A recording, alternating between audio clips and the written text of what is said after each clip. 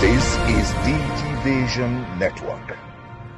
Hello and welcome to the program Digivation Network. Here we x-ray issues and development in business, innovation and ICT. Again, you're welcome. I am Adaze Okia Ine.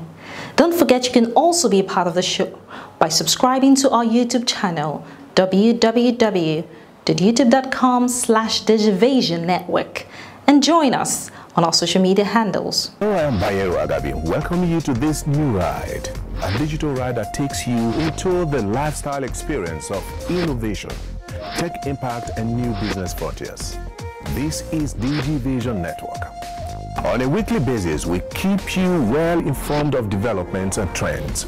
Now the tech ecosystem is impacting politics, business, public and private enterprise management, plus how the new digital life can transform your business. I am Bayero Agabi. Join us. This is Digivation Network. In this edition, we join the world to celebrate the remarkable achievements of women with Digivation International Women's Day 2021 Roundtable as we throw the spotlight on issues affecting women in the tech space and other industries. But before that, these are the issues that make news during the week. With a population of about 200 million people, research shows that 73.2 million adults, representing 41.6% of the adult population in Nigeria, are financially excluded. From the findings, the current unbanked population control over 75% of daily retail transactions. A financial technology expert says policy issues and other economic factors are partly responsible for the challenges of financial inclusiveness in Nigeria. When we look at the effect of COVID, I think that the challenge with COVID was not so much from regulators, but much from infrastructural issues.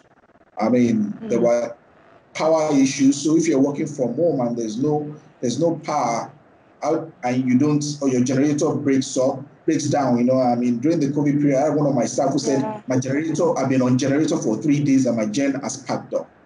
So you have those challenges. You have issues of data. I mean, the telcos were challenged. I mean, so there's a need to increase bandwidth and what have you. So I think that those were the major challenges. Different financial services providers have been trying to tap into the market potential of the large unbanked population in the economy. And one of such ways of deepening financial services provision in Nigeria is the CECAD.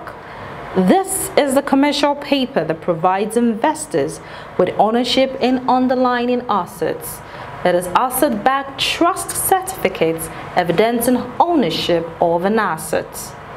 Okay, so the United Capital Sukuk Fund is an ethical investment product, and the essence of it is to speak to ethically conscious investors who are looking to invest while also adhering to their religious beliefs and values, their moral values. The essence of this product is largely for them.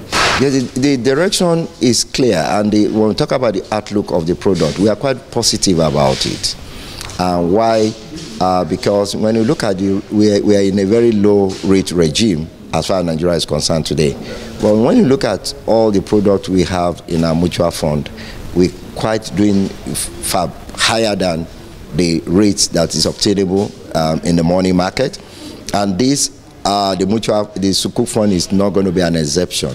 As it were now, the projection that we have for the fund will be to give around 6%, so to speak, 6% return. And when you look at 6% vis-a-vis the rate that's obtainable in the money market, it's quite mouth-watering.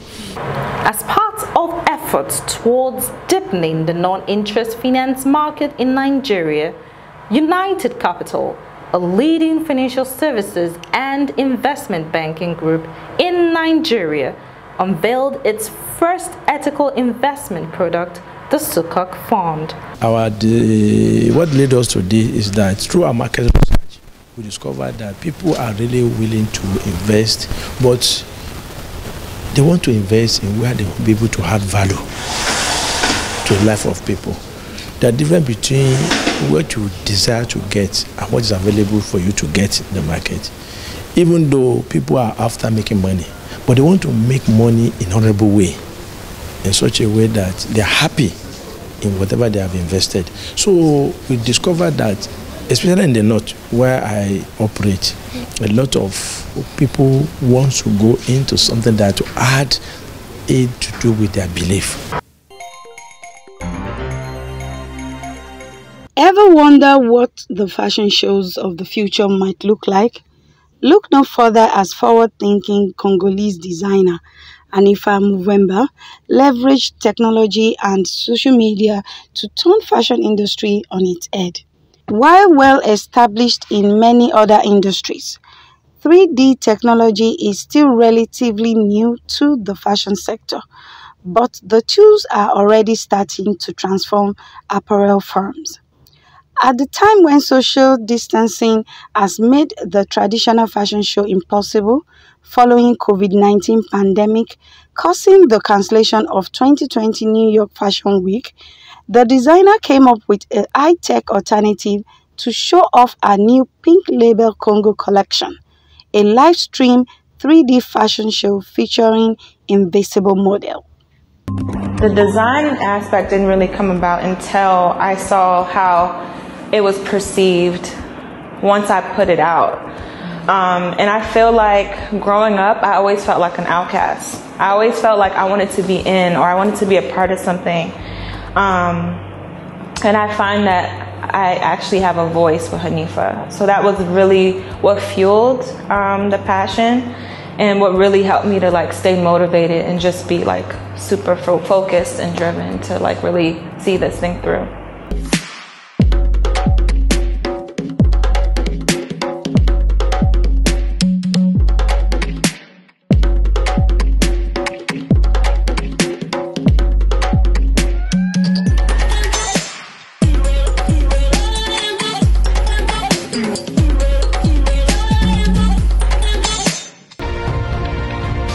This is Digivation Network.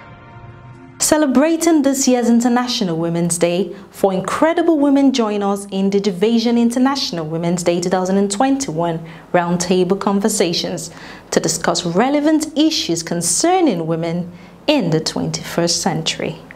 Happy International Women's Day! March is a special month because every year it is Women's Month.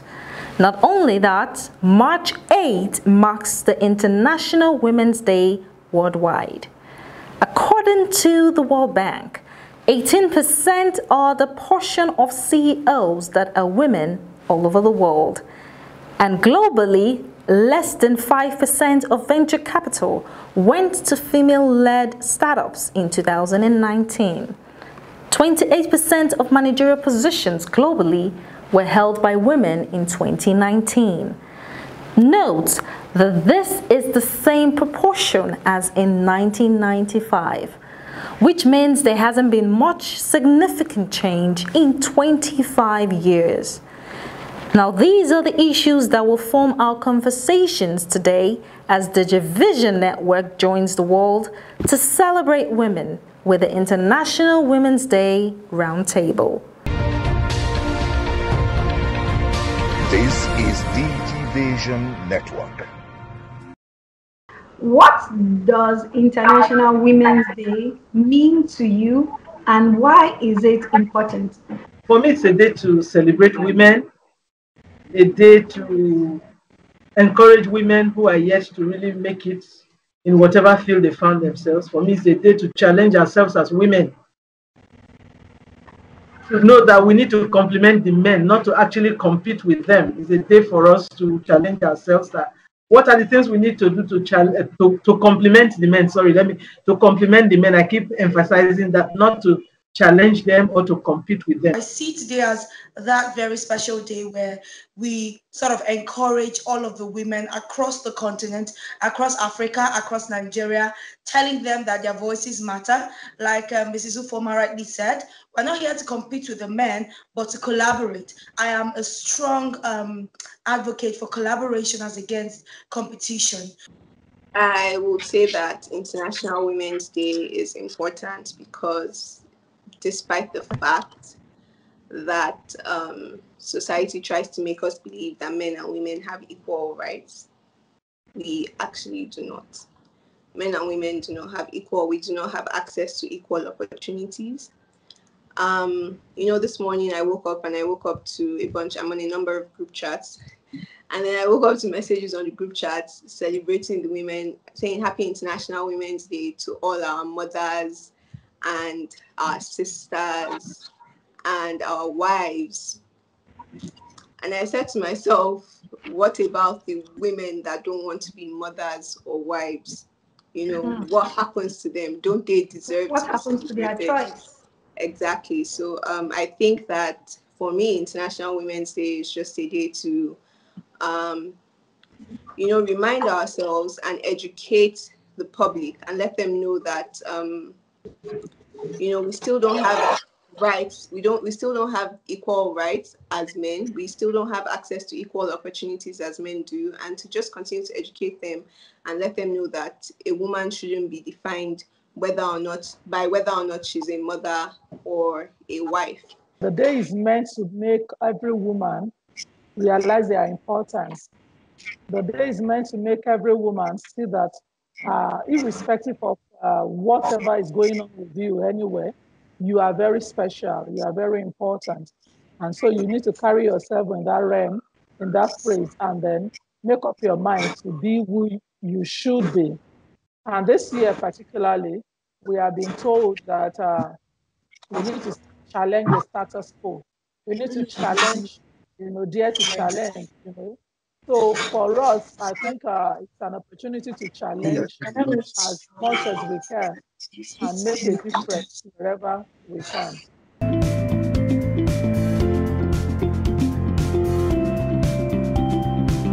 I think that the first thing we need to tell women is to let women know that it's not just to challenge, it's to be up to task. For instance, I don't believe in us. If we are talking about challenging is great because we need to, first of all, look inwards and look at what capabilities we have. What do we hold? What do we have to give to the tech space?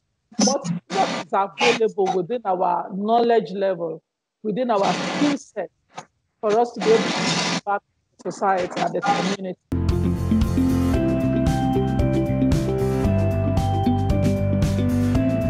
On the question of why, I honestly can't say why, because I think women are brilliant. I work with women. Odunayo co-founded Digivation. Eloho Mame has about 20 years under her belt. They came together to found First Check Africa, where I currently work. So for some reason, I do not know why. I honestly do not know why women in Africa, female founders in Africa, do not receive sufficient funding. But what I would say is that it's definitely it's really disappointing.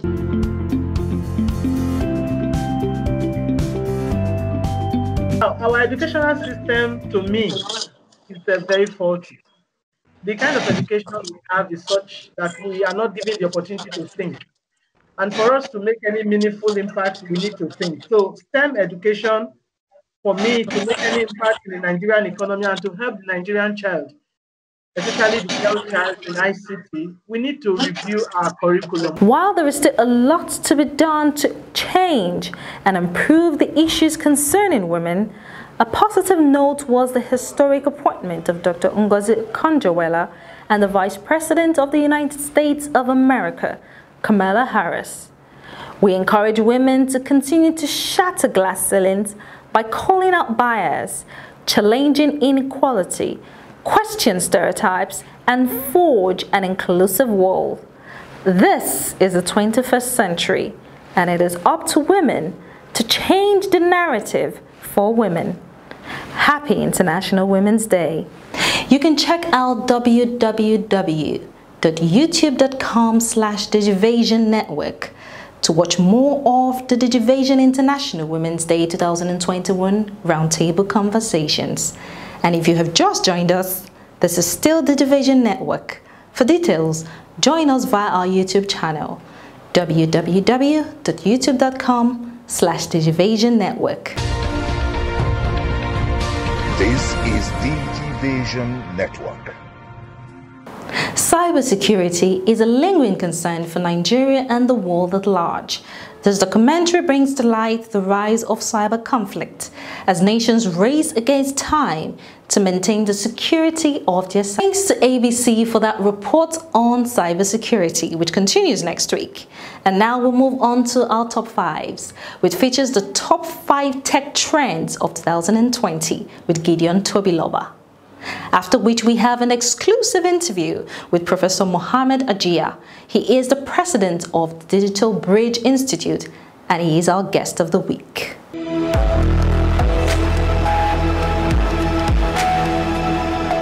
Hello everyone, welcome to another interesting segment of the Top 5s. I'm Gideon Tobiloba. So this episode promises to be very exciting and informative as I'll be highlighting the top 5 events that took over year 2020. 2020 was a highly disruptive year that was heavily defined by different unforeseen activities and events which led to global social and economic disruptions. Here is a list of my top 5 events that happened in the year 2020. Starting from number 5. Joe Biden became the president-elect and now the president of the United States. Joe Biden on the 28th of January became the 46th president of the United States after defeating former president Donald Trump. Standing on my number 4 is the sad incident that took the life of our basketball legend, his daughter and 7 others, Kobe Bryant's death. The legendary Los Angeles Lakers player was killed alongside his daughter Gianna and 7 others when their helicopter crashed in Calabasas, Calif on January 26th last year. Going straight to number 3 is what started in America and penetrated every part of the world, the Black Lives Matter protests. The police-involved killings of George Floyd, Ahmaud Arbery and Breonna Taylor last year sparked a wave of peaceful and sometimes violent demonstrations and riots across the world to demand an end to police brutality and racial injustice. To number 2, coming home is the End SARS protest that shook Nigeria to its foundation. On Thursday, 8 October 2020, nationwide protests on End SARS started after weeks of outrage and anger with videos and pictures showing police brutality, harassment and extortion in Nigeria. The protests were led predominantly by young Nigerians in different cities alongside many activists and celebrities. And now to the king of the park is the dreaded coronavirus pandemic that successfully changed how we live. The World Health Organization announced January 9, 2020 that a deadly coronavirus had emerged in Wuhan, China. In a matter of months, the virus has spread across the globe to more than 70 million people, resulting in at least 2 million deaths worldwide. These are my top 5 major events that happened in year 2020, and this is where I pull the curtain on the segment for this week. Join me next week for another interesting segment of the top 5s. I'm Gideon Tobiloba. Still to come is a special interview with Professor Mohammed Ajia. He is the president of Digital Bridge Institute, DBI. Hello, I am Bryant welcoming you to this new ride, a digital ride that takes you into the lifestyle experience of innovation, tech impact and new business frontiers. This is Digivation Network. On a weekly basis, we keep you well informed of developments and trends. Now the tech ecosystem is impacting politics, business, public and private enterprise management, plus how the new digital life can transform your business. I am Bayero Agabi. Join us. This is Digivation Network.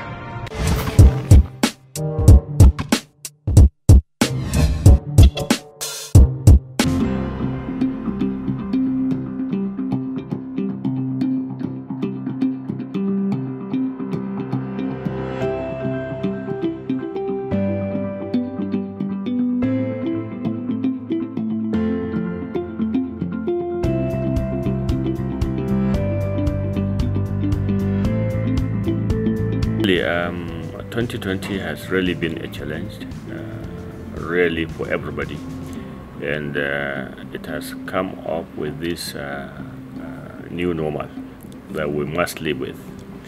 Luckily for us in Digital Bridge, we are, by our mandate really, providers of capacity building digitally, to all MDS. So when it came, it just opened an opportunity for us to do what we are supposed to do.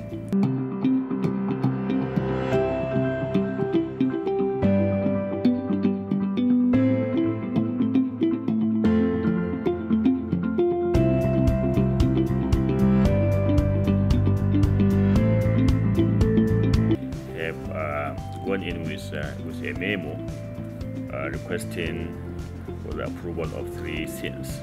One, that Digital Bridge be adopted as the training institute for all ministries, departments, and agencies, in telecommunication, ICT, and digital literacy. Second request is for the Council to approve that DBI become a certification institute for all those institutes that want to do training, in ICT, telecommunications, and digital literacy. This will ensure a uniform curriculum to be taught throughout. And the third is for the government, to make, recommendations to, inform all MDAs accordingly. I'm happy to say that all our 3 requests have been approved by the Council.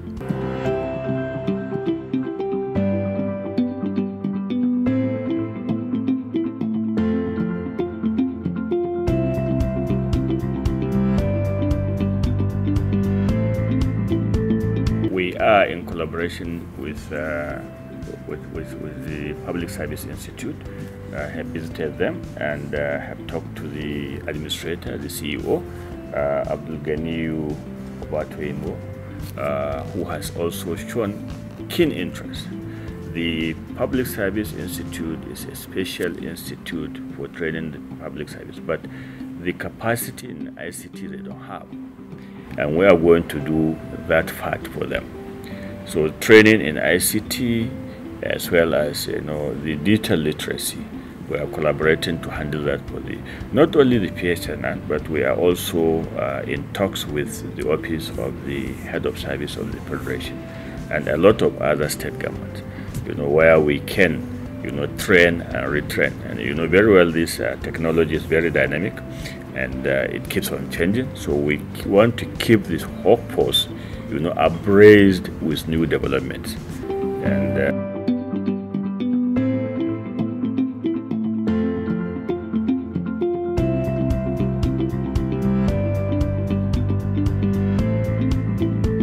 DBI, I think, was going to be great. All after the pandemic, since I started coming up, and I believed we will be very, very, very busy. The DBI will be too busy handling the judiciary, handling the public service, handling, even the banks, and people in the financial sectors. We have come with specialized courses, for them to update their skills. The important thing in DBI is not only about the teaching, but what we do is to impact skills. Most of our courses are hands-on courses, where skills will really be impacted. That's the show for the week. Until next time, you can reach us via www.youtube.com/Digivision Network. I am Adaze Okiaine. Thank you for watching.